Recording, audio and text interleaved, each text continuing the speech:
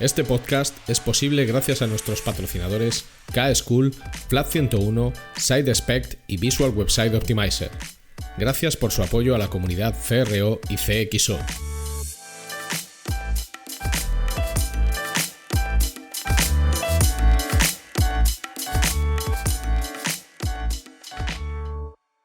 Mi nombre es Ricardo Tallar y estás escuchando CRO Café en Español, el podcast de referencia en CRO y CXO, donde hablamos con profesionales digitales de todos los rincones del planeta sobre nuestro trabajo, con el objetivo de compartir, entretener y aprender.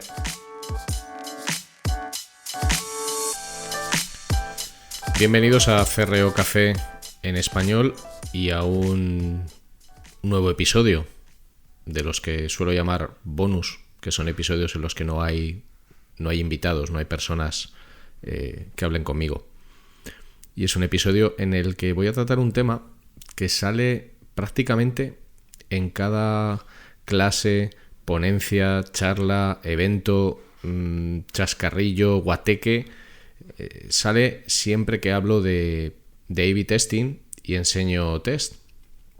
Y una pregunta muy recurrente que siempre surge es: vale, Ricardo, todo esto está muy bien, el testing es maravilloso, es fantástico, nos permite demostrar de una manera estadísticamente fiable y matemática la idoneidad de un cambio, lo hemos entendido, pero ¿cómo hago yo esto si yo tengo un e-commerce que tiene 2.000 visitas al día en total y el producto en el que yo quiero hacer un test a lo mejor tiene 200 visitas al día? ¿Tiene sentido? Pues de eso vamos a hablar, de testing en sitios web con bajos volúmenes de tráfico. ¿Tiene sentido hacer un test ahí? Así que coge tu mejor infusión, tu mejor café con la intensidad que quieras, mézclalo con lo que a ti te guste, un latte, un cappuccino, lo que sea, échale un poquito de ron, de soberano, de coñac, de tolón, de Sheridans, de lo que quieras, de Baileys, y ponte en tu mejor sitio de casa y vamos a hablar de esto. Básicamente el problema viene de hacer un ejercicio muy sencillo. O sea, tengo aquí un ejemplo delante en la pantalla, que es lo típico. Tú coges una calculadora de testing, una calculadora de herramientas de A/B testing, da igual qué herramienta, la calculadora de Visual Website Optimizer, la calculadora de Optimizely, la calculadora de Adobe Target, la de Evan Miller, que es un matemático, un estadístico, da igual qué calculadora.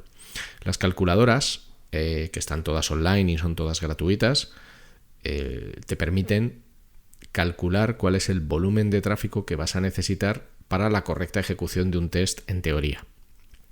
Un ejemplo muy sencillo. Supongamos que yo tengo un e-commerce cuyo ratio de conversión a venta es del 1,5%. Y lo que quiero es hacer un test en una página de producto, en la principal página de producto, en la que más tráfico tiene. Porque quiero hacer una serie de cambios en la forma en la que yo presento o cuento el producto con un objetivo de mejorar ese ratio de conversión. Entonces yo introduzco, por ejemplo, en la calculadora de Optimizely, se te piden dos datos realmente. Tú introduces el ratio de conversión actual, que es 1,5. Eso se introduce en una casilla que se llama Baseline Conversion Rate, en la calculadora de Optimizely, 1,5. Luego introduces el mínimo efecto detectable, lo que se llama MDE, que por defecto viene marcado al 20%, que es, digamos, la mejora mínima que tú quieres demostrar con fiabilidad. Es decir, si yo marco el 20% en un 1,5%, lo que estoy diciendo es que quiero detectar con mucha fiabilidad una mejora mínima del 1,8%, pasar del 1,5% de conversión al 1,8% de conversión. Y luego lo que haces es marcar el nivel de significancia estadística, que generalmente está ajustado al 95%, la famosa significancia estadística suele estar ajustada al 95%, que es el valor por defecto, pero bueno, en este caso, por ejemplo, yo lo he dejado marcado al 99%. Si hago eso, lo que la calculadora de Optimizely me dice es que necesito 29.000 sesiones por variación. Es decir, si yo tengo una página de producto A y voy a testar la página de producto B y la página de producto C, pues voy a necesitar 87.000 sesiones. Entonces, claro, la pregunta que todo el mundo se hace cuando usa estas calculadoras dice: madre mía, pero si yo no tengo 87.000 sesiones, o si tengo 87.000 sesiones voy a tardar 5 meses en tener 87.000 sesiones. ¿Tiene sentido mantener un test activo hasta que consiga estas 87.000 sesiones, que además son teóricas? Ya sabéis que las calculadoras más o menos te dan una estimación, pero luego esto no significa que la duración de tu test se vaya a ajustar exactamente a estas 87.000 sesiones en este caso. Claro, esto desanima un poco. O sea, tú tienes tu e-commerce, estás plenamente convencido de que lo estás haciendo bien, quieres hacer test porque quieres mejorar, porque tu objetivo es mejorar y dar el mejor servicio a tus clientes, y te encuentras con que si quieres hacer un A/B test, pues necesitas 87.000 sesiones, que a lo mejor es el tráfico que tiene todo tu sitio web a lo largo de 6 meses. Para mí, las preguntas clave que alguien tiene que hacerse a la hora de plantear un test serían, grosso modo, estas 3. ¿Vas a testar algo que está muy vinculado a un momento temporal? Por ejemplo, ¿vas a testar algo que está muy vinculado a una mejora que quieres conseguir en periodos de rebajas? ¿Algo muy vinculado a una promoción específica porque ahora vas a vender un producto o un servicio con un descuento de un 50%? ¿Algo que está vinculado a una necesidad muy concreta, como por ejemplo puede ser comprar moda baño porque llega el verano y esa necesidad solo va a existir en ese momento, o comprar disfraces que solo se va a hacer en carnaval? Si la respuesta es sí, si lo que tú necesitas es testar algo de cara a introducir una mejora que vas a utilizar para momentos muy concretos o promociones muy específicas, entonces no te molestes en hacer un test si no tienes ese volumen de tráfico en espacios de tiempo muy cortos. Es decir, si no tienes un grandísimo proyecto que genere muchísimo tráfico a determinadas landings o productos, entonces no te molestes, ¿vale? Pero no lo tomemos como un no rígido. Luego veremos por qué. Segunda cuestión. El objetivo del test que vas a hacer es demostrar sí o sí que el cambio que quieres hacer hay que hacerlo, es idóneo y es recomendable, o lo que quieres es aprender.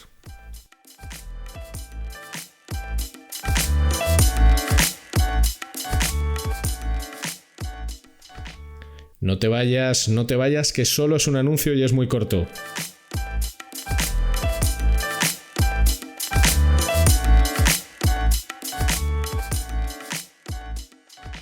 Si necesitas ayuda profesional para mejorar la conversión de tu negocio digital, tu mejor opción es contar con Flat 101. En Flat 101 somos especialistas en el diseño, desarrollo y optimización de servicios y productos digitales, y podemos darte soporte en todas las áreas técnicas que intervienen en la conversión. Más de 15 años de experiencia profesional en más de 500 proyectos de conversión para multinacionales y startups a tu servicio, con el mejor equipo de profesionales CRO que vas a encontrar. El resultado nos importa, y el cómo conseguirlo también. En Flat 101 estamos listos para ayudarte.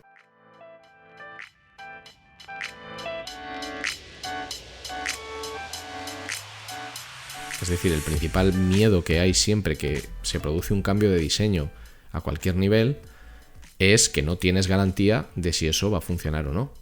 No la tienes. O sea, tú haces un cambio y precisamente un test es una herramienta que te demuestra con números la idoneidad o no de ese cambio. Pero si lo que quieres es aprender, el no tener datos 100% confiables en sí no es un problema.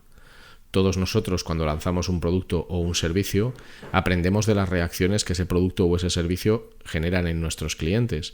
Y muchas veces no tenemos una cantidad enorme de información, pero tenemos la suficiente información para aprender que algo que hemos planteado no es correcto, ¿vale?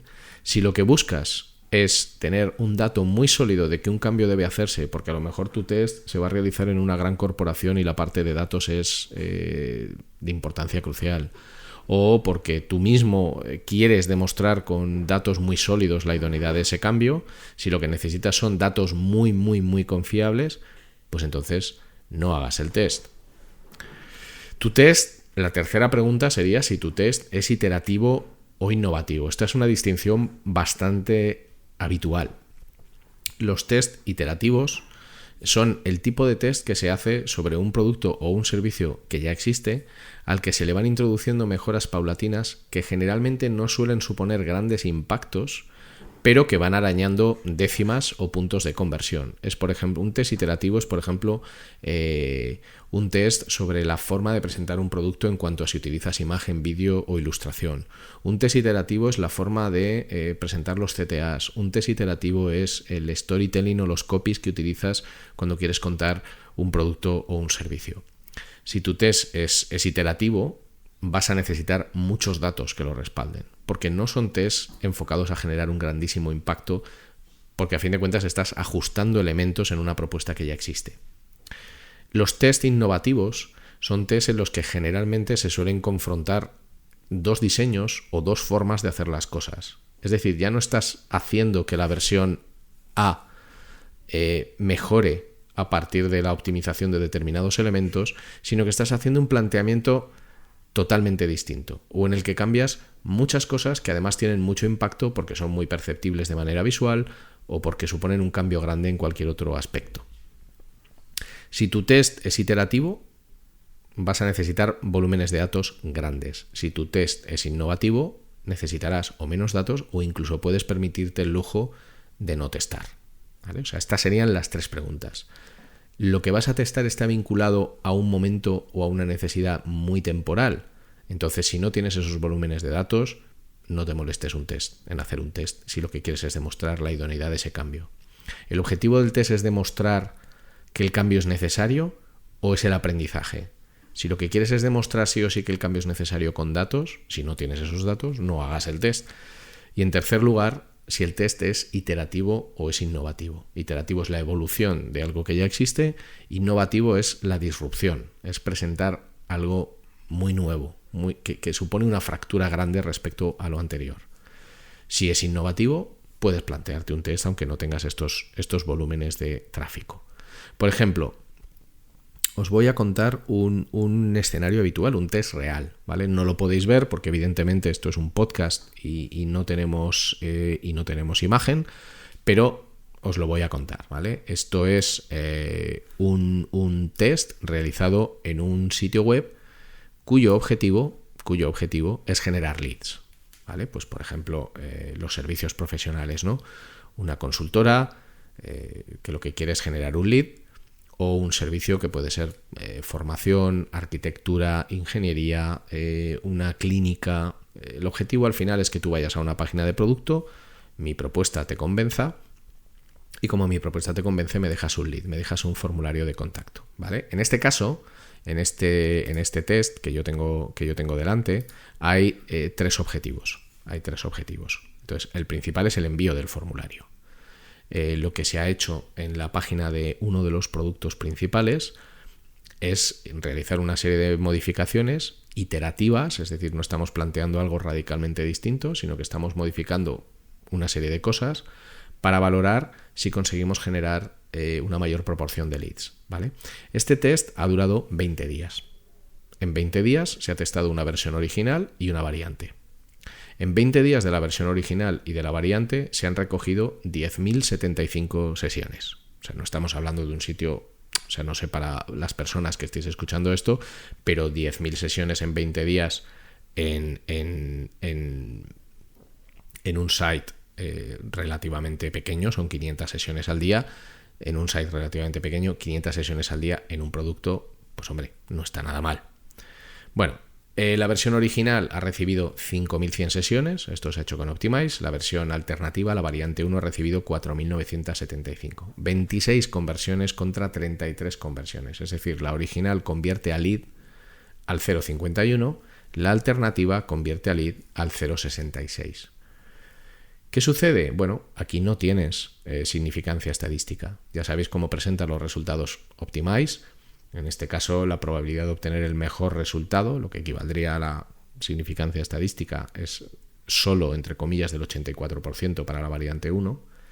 Y la mejora modelizada, la mejora que se podría esperar respecto al ratio de conversión original, está entre el menos 30% y un 216%.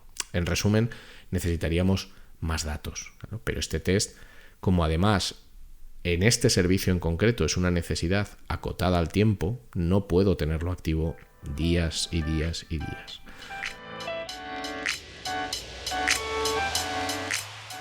ahora es el momento de una pequeña promo.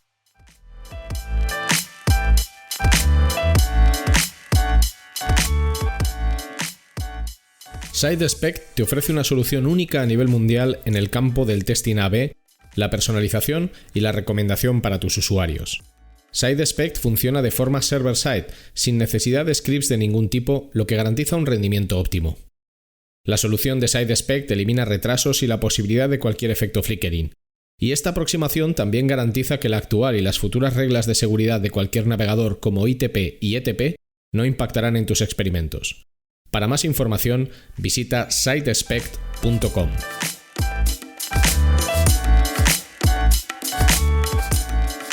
En esta métrica, que es la principal, me ha dado este resultado. Luego aquí se miden otras cosas. Por ejemplo, la captación de leads telefónicos.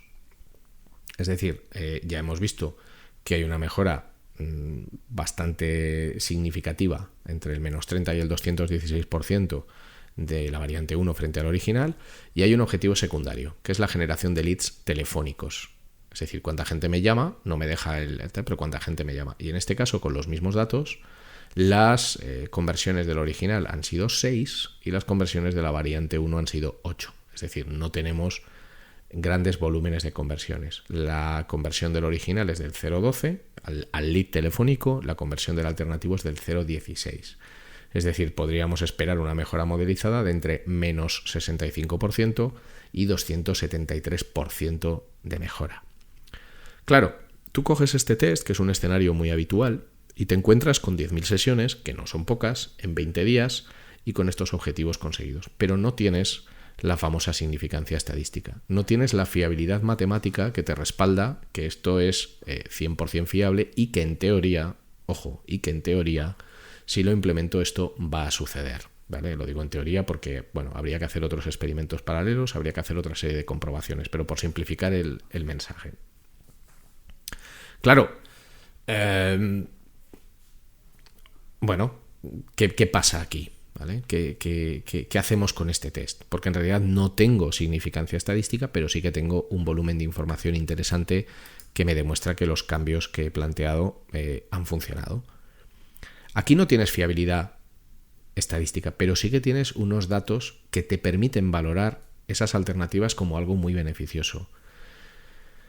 Lo que hay que tener claro es que con bajos volúmenes de datos nunca vais a tener validez estadística, nunca va a haber una confirmación matemática de que el test es correcto, nunca. Eso sí, si el enfoque, como os he comentado antes de este test, es el aprendizaje, lo que sí que tenemos muy claro es que la variación me está resultando muy beneficiosa tanto en leads telefónicos como en captación de leads. Entonces, luego viene la siguiente pregunta. Vale, Ricardo, pero como no tenemos significancia estadística, ¿ponemos esto en producción?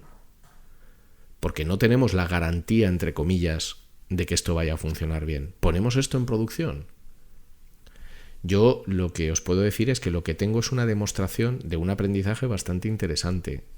No tengo significancia estadística, no tengo el respaldo matemático, pero yo, si fuera mi negocio en este caso, yo sí lo implementaría, siendo consciente, y este es el verdadero problema, de que esto no es una garantía de éxito, no es una garantía de éxito, es un aprendizaje.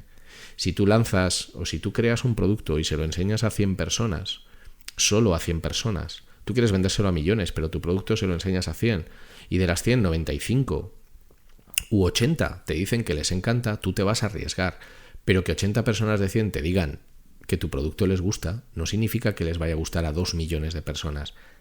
Esto es lo que hay que entender. Este tipo de test, como el que os acabo de contar, te sirven para aprender, para tener una pista, para tener un indicio de hacia dónde tendrías que ir, pero no son una garantía. El problema viene de que muchas personas quieren una garantía partiendo del test, y eso sin fiabilidad matemática no es posible. ¿Cómo os podéis orientar para testar con bajos niveles de tráfico? Bueno, yo lo haría en este orden. Yo no tengo grandes volúmenes de tráfico, entonces, ¿cómo planteo un test aquí? ¿O cómo planteo un cambio? Bueno, yo en primer lugar me dejaría guiar por los principios universales de diseño, que son muchos y muy extensos. William Lidwell tiene un libro fantástico que los recopila, del que yo soy muy fan y hablo continuamente.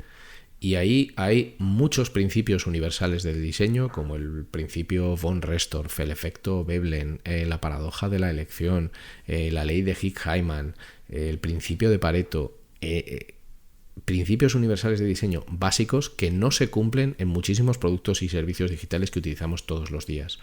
¿No lo cumples? Bueno, pues esfuérzate en cumplirlo y ahí ya tienes un test. Luego, el segundo lugar, todo lo que tiene que ver con behavioral economics, con persuasión, con economía conductual. El uso de los nudges y del debiasing, nudges y debiasing en español.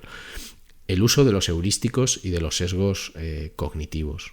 El sesgo del presente, el coste hundido, el anclaje. Son técnicas que se pueden utilizar de una manera bastante sencilla y que os pueden permitir conseguir mejoras importantes. Si usas o no usas esos heurísticos y sesgos cognitivos, ya tienes un campo de testing interesante. Luego el heat mapping y las grabaciones de usuarios. Oye, yo no tengo grandes volúmenes de datos, pero voy a enfocarme en tener buena información cualitativa. Implementa una herramienta de heat mapping. Me da igual que sea Hotjar, Mouseflow, Lucky Orange, Inspectlet, la que sea, pero implementa una herramienta de heat mapping y de grabaciones de usuario y observa qué hacen tus usuarios, porque eso te dará pistas. Luego las encuestas online, usando SurveyMonkey, Google Forms, encuestas online para recoger feedback seguramente de los que ya son tus clientes. Y luego toda la capa de user testing, de UX research y de investigación, donde una vez más no tienes significancia estadística, no tienes fiabilidad matemática, pero tienes información bastante rica. Con todos estos aprendizajes de estos 5 puntos, ¿yo qué haría? Yo haría un cambio, o un cambio grande, o un muy gran cambio en el concepto de test innovativo, y yo lo pondría directamente en producción. No haría un test, porque el test busca la fiabilidad matemática. Si en la propuesta nueva que he hecho cumplo los principios universales de diseño que antes no cumplía, uso heurísticos y sesgos cognitivos para persuadir que antes no usaba, me baso en los cambios en lo que he visto usando heat mapping, lo que he recogido en encuestas online y lo que he podido investigar en 2 test de usuarios de guerrilla, lanza ya eso a producción. Lo que tienes que hacer es marcar la fecha en la que lo has lanzado y a partir de ese momento empezar a medir resultados. En realidad no es un test, porque no tienes un grupo de control y unas variaciones. Has hecho un cambio contra la totalidad. Pero a partir de ese cambio empieza a medir qué ha sucedido a raíz de ese cambio. ¿Estoy igual? ¿Estoy mejor? Y por supuesto, dale un tiempo. No pretendamos que un cambio mágicamente genere efectos en el día 1. Resumiendo y por concluir, con el manual del buen ejecutor de testing, los sitios web de bajo volumen de tráfico no son el lugar recomendado para hacer un test, salvo que quieras aprender, salvo que quieras tener indicios, que quieras tener pistas del comportamiento de tus clientes. Ya sabes que no vas a tener significancia y que no vas a tener grandes volúmenes de datos, pero quieres ver cómo se comportan tus usuarios. ¿Eso significa que no hay que hacer testing en volúmenes bajos? No, significa que el objetivo del testing en bajos volúmenes tiene que ser aprender, obtener indicios, no la demostración matemática de un resultado. Cuando te enfrentes a volúmenes muy bajos de tráfico que implican mucho tiempo de testing, si quieres seguir el manual, entonces, recopila información cualitativa y ejecuta cambios directamente en producción, midiendo a partir de ahí lo que sucede para valorar el impacto a partir de entonces. En mi experiencia, esto es lo más útil cuando trabajas con bajos volúmenes de tráfico. Con diferencia es lo más útil. Espero que os abra un poco los ojos a no considerar el test únicamente como una operación matemática, sino como una herramienta y un vehículo de aprendizaje, que quizás para mí es lo más interesante, más que la aproximación matemática. Y espero haber ayudado algo, un poquito, a todas las personas que se han enfrentado a un test no teniendo grandes volúmenes de tráfico. Y por supuesto, a vuestra disposición. En el podcast no podéis comentar, pero podéis localizarme en redes sociales. Ricardo Tallar es mi nombre, mi usuario por lo general es rtallar, RTAYAR, tanto en Twitter como en Instagram y por supuesto en LinkedIn. A mí me encantaría escuchar vuestras experiencias con test de bajo volumen bajo volumen de tráfico y que las pudiéramos comentar abiertamente, y yo también os puedo enseñar, por supuesto, muchísimos test realizados con bajo volumen. Espero que este episodio os haya encantado, enamorado y apasionado. Por favor, Dadle likes, amores, comentarios, suscribíos y todo eso. Y recomendadle el podcast, iba a decir, madre mía, qué horror. Recomendadle el podcast a todas vuestras amistades, familias y personas de buen corazón que conozcáis. Muchísimas gracias por estar ahí. Nos vemos en el siguiente episodio y a seguir optimizando.